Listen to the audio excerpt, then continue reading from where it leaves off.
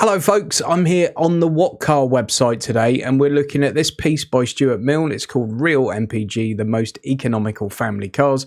Looking for an efficient family car to keep fuel bills low, our Real MPG tests show the economy you can really expect. So it says here that WhatCar have done real MPG tests where they've driven fairly sympathetically, but they certainly haven't been hypermiling or anything. So this should be something more realistic for you to actually be able to achieve in normal driving compared to sometimes the very hopeful manufacturers, WLTP figures and the like.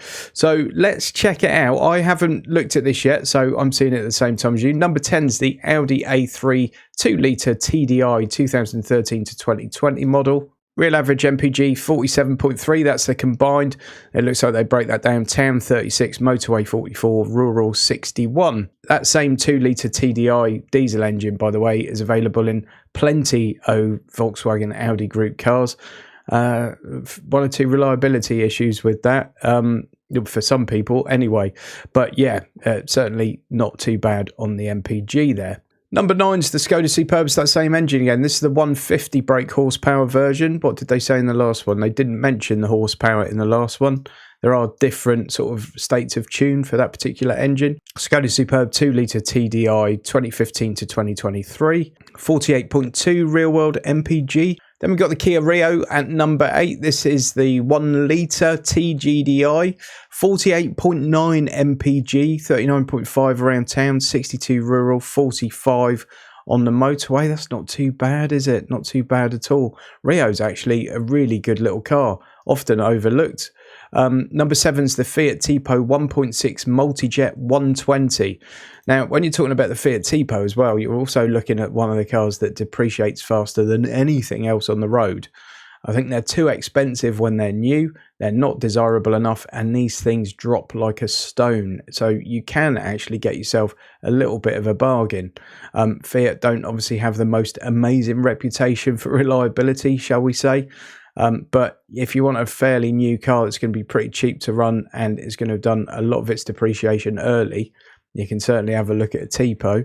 49.1 MPG, 42 around town, 44 on the motorway, 62 rural. That 1.6 120 Multijet is a diesel. I don't know a great deal about that engine, to be fair. I wouldn't be desperate to get myself into a modern Fiat diesel, really, I suppose, when it comes down to it. But there you go. Number 6, the Infiniti Q30 1.5D, 2016 to 2019. Infiniti is one of those brands that's big elsewhere in the world and it just never took off here, so it sort of came and went. And it's basically the luxury brand of Nissan, as Lexus is to Toyota.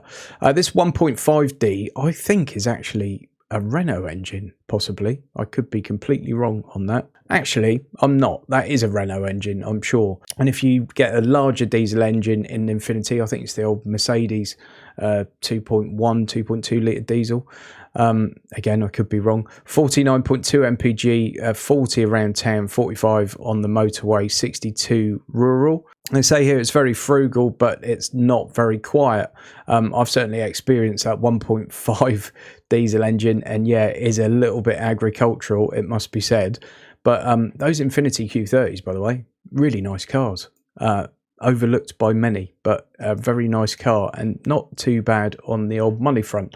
Number 5 is the Volkswagen Golf 1-litre TSI. This was from 2013 to 2020. 49.7 MPG combined, 40 around town, 45 on the motorway, 64.6 rural. Reliability is not amazing on that 1-litre TSI engine, so personally I'd probably give it a swerve. Number 4 is the Hyundai Ioniq plug-in 1.6, 2017 to 2022, so it's plug-in hybrid, 51.8 MPG, around town 109 MPG, obviously if you're using the battery as well, 40.8 on the motorway and 53.7 rural. They're pretty good cars, to be fair, like no real issues with those. I don't particularly like the styling of them. That's not massively important to a lot of people. But as far as a car goes, they are pretty decent. 3 is the Seat Leon 1.6 TDI 110 Ecomotive. These engines, these small TDI engines, really don't like doing lots of local driving. So if you're mainly doing local driving, I've said it a million times before, but get a petrol. But if you are mainly doing longer runs, you will get really good MPG from a lot of those 1.6 VW group diesel engines. At times 56 is the combined, 46 around town, 51 motorway, 71 rural. They've also said the 1 litre petrol is very good as well, but of course we've just talked about that 1 litre petrol in the Golf. Number 2 is the Vauxhall Astra 1.6 CDTI 110 EcoFlex 2015 to 21. This is the 109 brake horsepower version, which is sort of the entry level in the diesel range. 56.3 real world MPG, round town 46.4, motorway 50.7, rural 73.7. Wowzers. And number 1's the Škoda Octavia. Again, it's that 2 litre diesel, but this one's 115 PS, so it's by far the lowest sort of state of tune you can get that engine in. 114 brake horsepower TDI diesel engine. Might lack some of the outright shove of the more gutsy 148 brake horsepower version, but our road testers found it still plentiful, especially given those remarkable real-world MPG figures. There we go, folks. Not probably the most scientific thing in the world, but perhaps not the most scientific thing in the world is a better measure of a car's MPG than those very scientific lab tests where they do everything they can to extract every bit of MPG from a vehicle possible, and of course it's not possible for you to replicate that in the real world 9 times out of 10. So perhaps the unscientific approach is the way to go. There we go, just a quick video, just a bit of fun really. I know a lot of people like these kind of things, so it's one for you. Thanks for watching. Please subscribe, please like the video, please leave a comment, and I'll see you on the next one.